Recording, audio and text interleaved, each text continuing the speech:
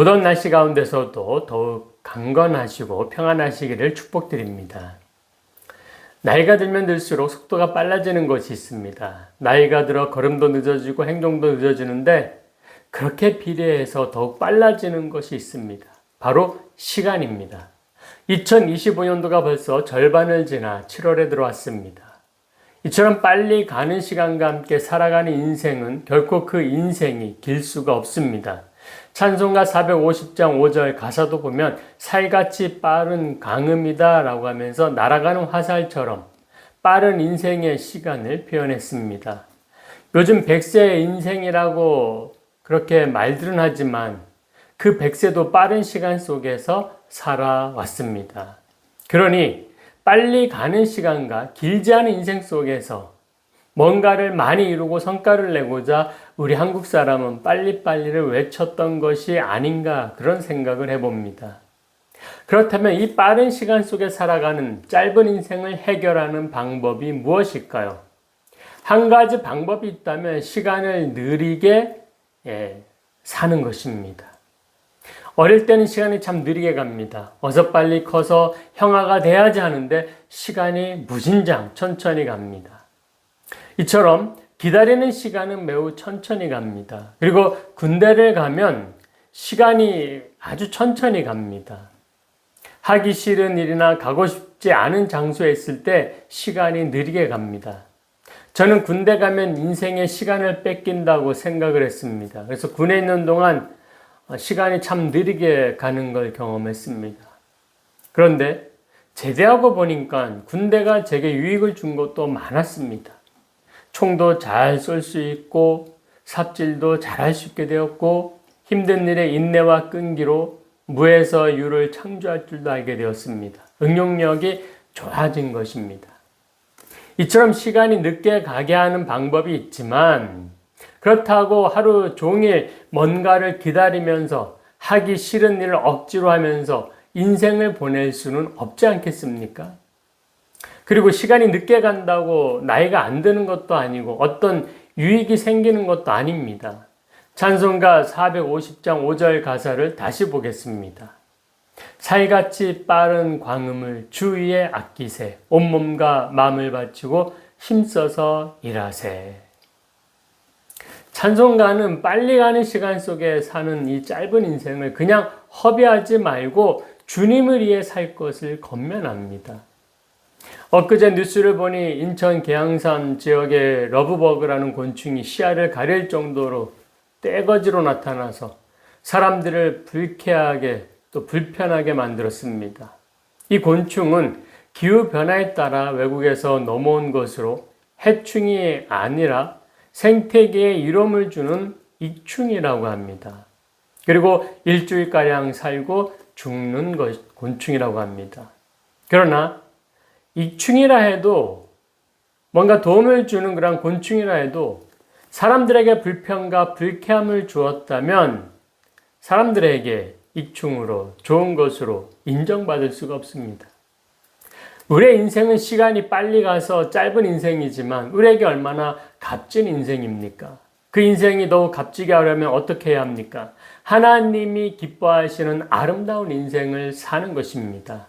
하나님이 기뻐하시는 인생이 무엇입니까? 확실한 것은 이 땅에서 내 마음대로 내 기분 내키는 대로 내 욕심과 내 욕망대로 사는 것은 아닐 것입니다. 하나님 기뻐하시는 것은 하나님 뜻대로 사는 것입니다. 우리는 살면서 건강, 성공, 관계, 자녀, 안정을 추구합니다. 그러나 그 모든 것의 삶의 방향이 주를 위한 것이 아니라면, 우리 주님을 위한 것이 아니라면 모든 것이 헛된 것일 것입니다. 하나님께 인정받지 못하기 때문입니다. 세상의 헛된 영광이 아니라 주님의 부르심 앞에 주의 일하다 주님께로 가는 인생, 그것이 참된 기쁨의 길이며 복된 승리의 길입니다. 사실 시간이 어떨 때는 빨리 가고 어떨 때는 천천히 가는 것은 아니죠. 누구에게는 빨리 가고 누구에게는 천천히 가지 않습니다. 하루 24시간은 모든 사람에게 동일하게 제공된 것입니다. 그러나 이 시간은 어떻게 사용하냐에 따라서 20시간도 될 수 있고 30시간이 될 수도 있습니다. 사람들의 마음가짐에 따라 짧은 시간일지라도 효과적으로 사용하여 많은 창조적인 일을 할 수도 있고 반대로 그냥 허송세월을 보낼 수도 있습니다. 시편 84편 10절입니다. 주의 궁정에서 한 날이 다른 곳에서의 첫날보다 나은즉 악인의 장막에 사는 것보다 내 하나님의 성전 문지기로 있는 것이 좋사오니. 아멘. 시인도 제약 가운데 첫날을 사는 것보다 하나님과 함께 하루를 생활하는 것이 더 좋다는 고백을 합니다. 악인의 장막에서 첫날을 과하며 호의호식하더라도 하나님의 장막에서 문지기로 하루를 지내는 것이 훨씬 좋다고 그렇게 고백을 합니다. 문지기가 얼마나 고되고 귀찮고 지겹겠습니까? 시인은 그 시간이 오히려 하나님과 더불어 지내는 시간이기 때문에 그 시간이 즐겁고 행복하다는 것입니다. 시간과 장소가 문제가 아니라 하나님이 함께 하시느냐 아니냐가 중요하다는 것입니다. 식인종 아우카 부족 선교의 밑거름이 되었던 짐 엘리어트는 자신의 낡은 노트에 이런 기도문을 남겼습니다. 게으르고 마른 막대기 같은 제 삶에 불을 붙이시고 당신을 위해 타오르게 해 주십시오. 나는 긴 생명을 원치 않습니다. 오직 예수님처럼 가득 채워진 삶을 살기 원합니다. 저는 이 엘리어트 선교사 같은 열정과 담대함이 없어서 엘리어트와 같은 고백은 할 수 없지만 항상 예수님으로 가득 채워진 삶을 소망하며 기도합니다. 예수님이 가장 아름다운 인생을 사신 분이시기 때문입니다. 그러나 나 혼자는 어렵습니다. 그래서 성령과 함께 해야 하는 것입니다. 성령은 우리가 하나님이 기뻐하시는 아름다운 인생을 살도록 도와주십니다. 성령께서 함께 하심으로 엘리어트도 긴 생명보다 오직 예수님처럼 가득 채워진 삶을 원했던 것입니다. 그리고 그의 짧은 생애는 그의 바람대로 아름다운 인생으로 남겨졌던 것입니다. 사실 우리는 성령께서 함께 하실 만한 자격이 안 되는 존재입니다. 그러나 그럼에도 불구하고 성령은 우리와 함께 하시며 도우시며 안전하게 인도하십니다. 왜 그런지 이해가 되십니까? 우리는 이해한다고 하면서 내 입장으로 이해를 합니다. 내가 열심히 기도했으니까, 내가 봉사하고 헌신했으니까 해줘야 되는 거 아니야? 나와 함께 해야 되는 거 아니야? 내 말 들어줘야 되는 거 아니야? 응답해줘야 되는 거 아니야? 아닙니다. 사람의 수고와 노력과 헌신으로 하나님이 그렇게 주셨다면 기독교는 타 종교와 다를 바가 없습니다. 하나님은 그런 것을 보지 않으십니다. 수고한 만큼, 노력한 만큼 성과에 따라서 차별된 복을 주지 않으십니다. 모두에게 공평하게 주시는 은혜가 오직 하나님의 은혜입니다. 믿으시기 바랍니다. 우리가 예수님을 믿는 순간 성령께서 우리와 함께 하신다라고 했습니다. 그렇다고 성령을 예수님 믿으면 주는 어떤 조건부 특별 부록으로 이해하시면 안 됩니다. 성령께서 우리와 함께 하시고 동행하는 것은 오직 하나님의 은혜입니다. 또 예수님 믿으면 구원받습니다. 여러분들 잘 아실 겁니다. 예수님 믿으면 구원받습니다. 이처럼 믿음으로 얻는 구원은 사람의 노력이나 공로가 통하지 않습니다. 왜냐하면 오직 은혜이기 때문입니다. 그래서 예수님과 함께 십자가 달려던 한 강도가 예수님께 믿음으로 구함으로 그도 함께 예수님과 함께 천국 갔던 거 아닙니까? 구원받았던 것입니다. 오직 은혜입니다. 타종교는 이것을 이해 못합니다. 아무 수고도 없이 믿는다고 구원받는 것이 말이 되냐? 이렇게 이해를 못합니다. 가는 게 있으면 오는 게 있지 뭐 이런 지극히 인간적인 사고 방식을 하기 때문입니다. 그러나 아무 수고 없이도 믿음이 생긴다는 것, 은혜입니다. 전 중학교 때 매우 친한 친구 중 한 명한테 배신을 당했습니다. 그 이후로 사람을 믿는다는 것에 신중을 기합니다. 친구를 사귄다는 것은 몇 번을 만나고 난 뒤에 따져보고 심사숙고하고 안심이 될 때 친구로 인정하는 노력을 해야 합니다. 사람의 친구도 수고와 노력이 필요한데 만나보지 못한 예수님을 믿는다는 것이 이해가 됩니까? 그렇지만 믿어집니다. 믿습니다. 그래서 믿음도 은혜라고 해야 합니다. 그러므로 우리가 예수님을 믿는 것과 구원 얻는 것과 성령이 함께 하신 그 모든 것이 오직 은혜로만 이해될 수 있는 것입니다. 오직 하나님의 은혜입니다. 라는 말 외에는 정말 설명할 길이 없습니다. 하나님은 우리에게 아무 공로 없이 은혜를 베푸시는 것입니다. 정말 사람의 정성과 노력과 헌신 등을 따진다면 가능할 것 같습니까? 하나님 앞에서 저울을 가져다 놓고 그 정성을 재본들 하나님 마음에 흡족하겠습니까? 사람이 생각하는 어마어마한 크기와 또는 셀 수 있는 숫자가 하나님의 저울 앞에서 채워지기라도 할 수 있다라고 생각하십니까? 불가능합니다. 하나님은 창조주 하나님이시기에 사람이 생각할 수 있는 정도로 채움에 만족하실 수 있는 분이 아니십니다. 애초에 그런 분이셨다면 우리는 모두 복이 아니라 벌을 받고 있을 것입니다. 그러나 하나님은 사랑이시라 벌이 아니고 복을 주십니다. 그것이 하나님의 은혜입니다. 유명한 신학자인 칼바르트는 은혜란 그럼에도 불구하고 라는 말이며 본질적으로 공로 없이 값없이 주어지는 것이다 라고 말을 했습니다. 은혜에 대해 이와 같은 사실을 깨닫지 못하는 사람은 어리석고 미련한 자입니다. 깨달음이 없기 때문에 감사가 없고 감사함이 없기 때문에 헌신과 봉사와 희생은 있을 수가 없습니다. 헌신, 봉사, 희생이 없다면 겸손하지 못한 것입니다. 고린도전서 15장 10절의 말씀입니다. 그러나 내가 나된 것은 하나님의 은혜로 된 것이니 내게 주신 그의 은혜가 헛되지 아니하여 내가 모든 사도보다 더 많이 수고하였으나 내가 한 것이 아니요 오직 나와 함께 하신 하나님의 은혜로라. 아멘. 바울 사도는 나의 나됨을 아는 겸손한 사람입니다.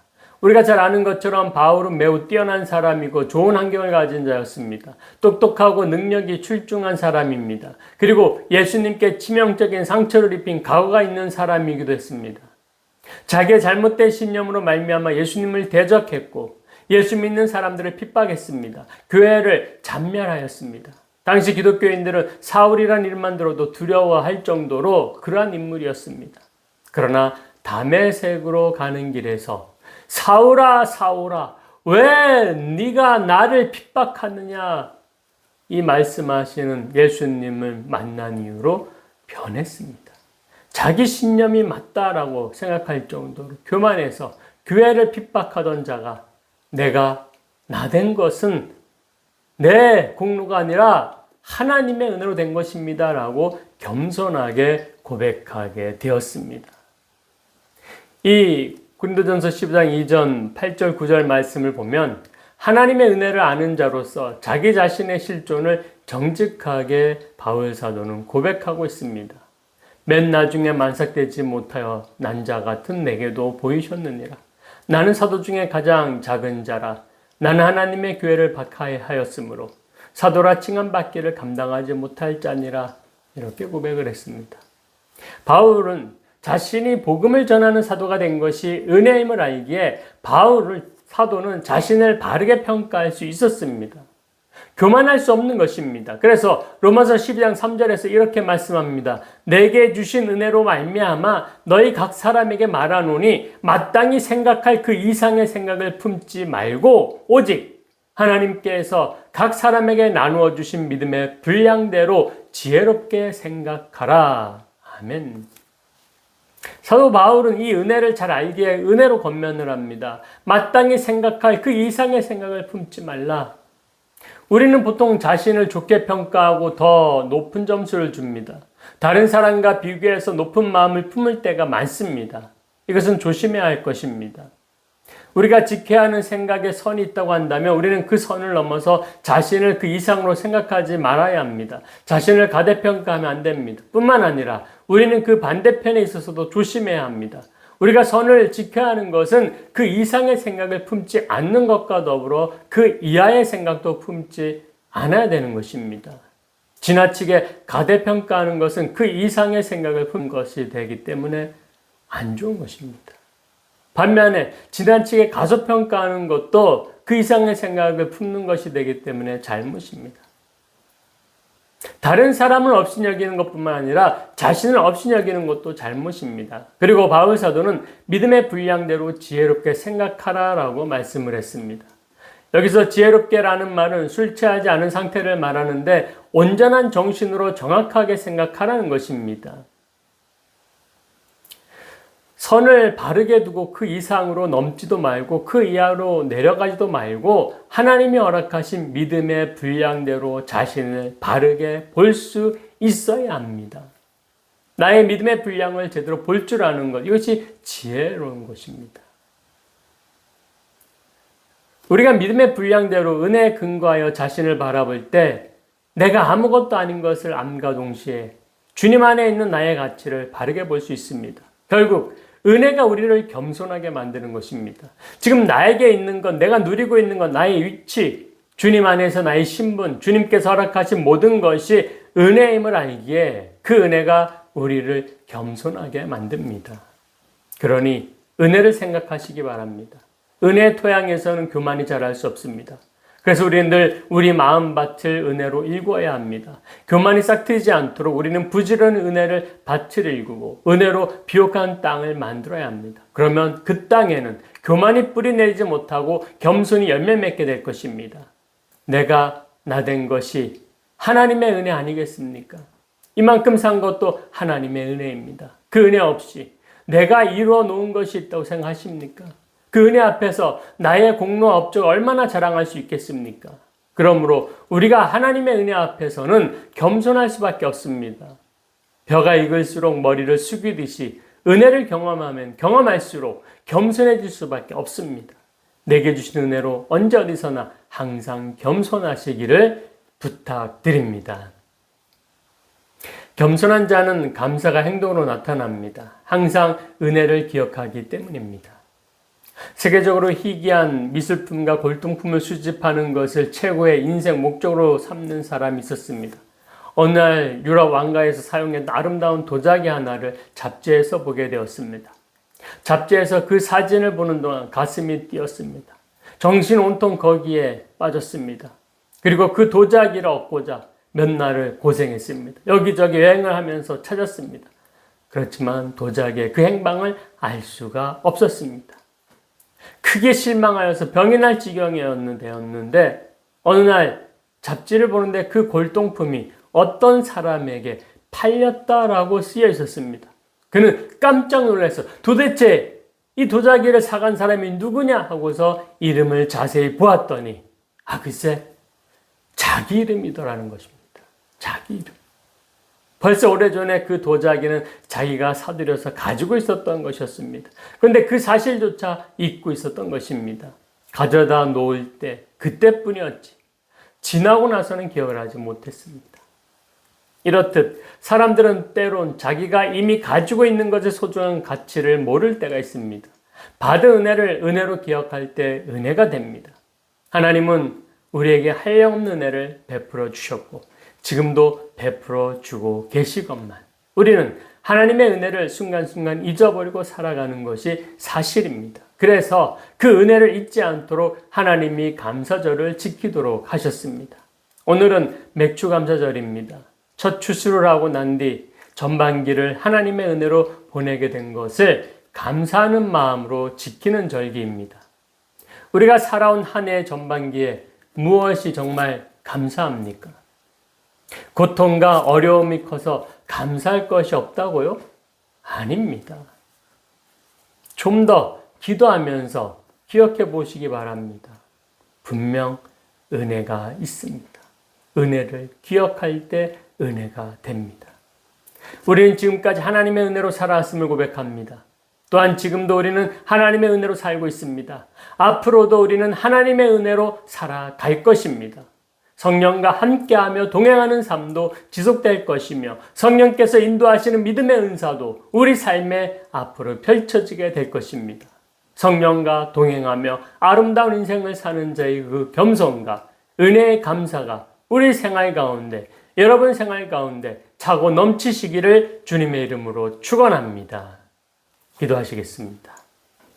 사랑과 은혜가 충만하신 하나님, 참으로 우리의 인생이라는 시간은 너무나도 빨리 갑니다. 그 시간 가운데에서 우리가 기억해내야 할 것은 은혜입니다.